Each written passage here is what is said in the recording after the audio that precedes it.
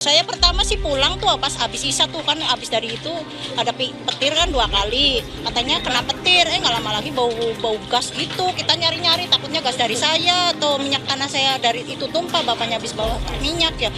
Udah gitu orang teriak-teriak, kebakaran, kita langsung aja lari aja, langsung ngambil anak, ngambil surat-surat, langsung kabur udah. Itu apinya udah ngoyok aja ke depan.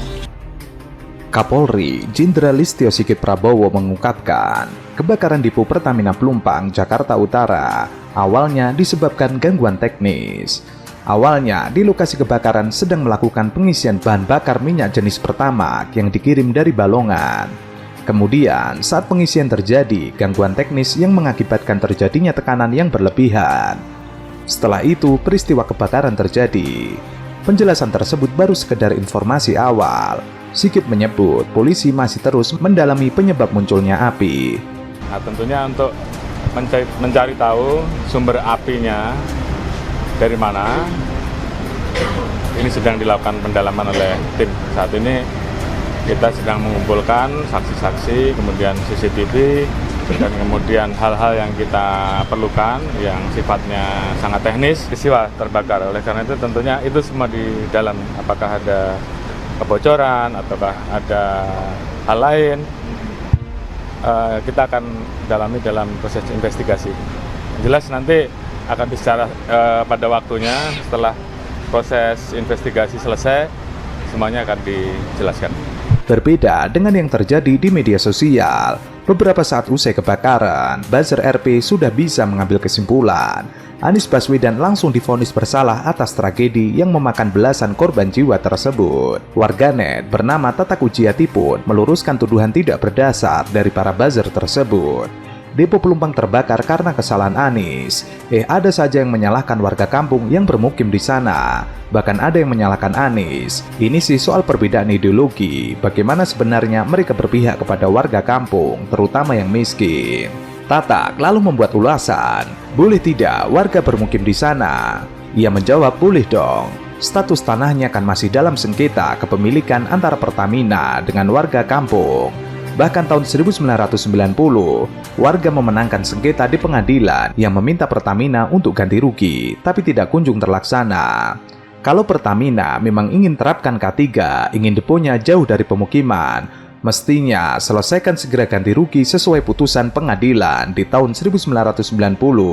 Perkampungan warga tidak bisa digusur begitu saja, sebab masalah agrarianya belum beres. Hak warga untuk bermukim dilindungi negara. Warga yang tinggal di tanah sengketa masih warga negara juga. Pemerintah wajib berikan layanan dasar kepada mereka. Itulah persisnya yang dilakukan Anies Baswedan sewaktu menjabat gubernur, menerbitkan IMB kawasan walau sementara agar kebutuhan dasar warga terpenuhi. Puluhan tahun tinggal di tanah sengketa, ada yang tega membiarkan mereka hidup tanpa layanan dasar, hidup tanpa kehadiran negara. Ada yang sengaja membiarkan hidup mereka susah agar kapok, lalu menyerah dan pergi. Yang begini zalim. Anies Baswedan justru tetap melayani mereka. Usulan solusi dari Wapres Kiai Ma'ruf masuk akal. Daripada warganya yang disuruh pergi, kenapa tidak deponya yang dipindah? BUMN walaupun institusi bisnis tapi milik negara, sudah seharusnya diarahkan agar berpihak kepada warga negara, terutama yang miskin. Sementara itu, kebakaran depo Pelumpang, Koja, Jakarta Utara menyisakan duka yang mendalam bagi warga sekitar. Tidak hanya materi ludes terbakar, tapi juga tidak sedikit korban jiwa yang berjatuhan. Ini yang masih dirawat di kami, di ICU unit kami itu ada sekitar 12 pasien, dan di ruang biasa untuk unit kami itu ada 13 pasien. Pasien yang kami terima dari pagi itu berkisar dari 70 sampai dengan 95%.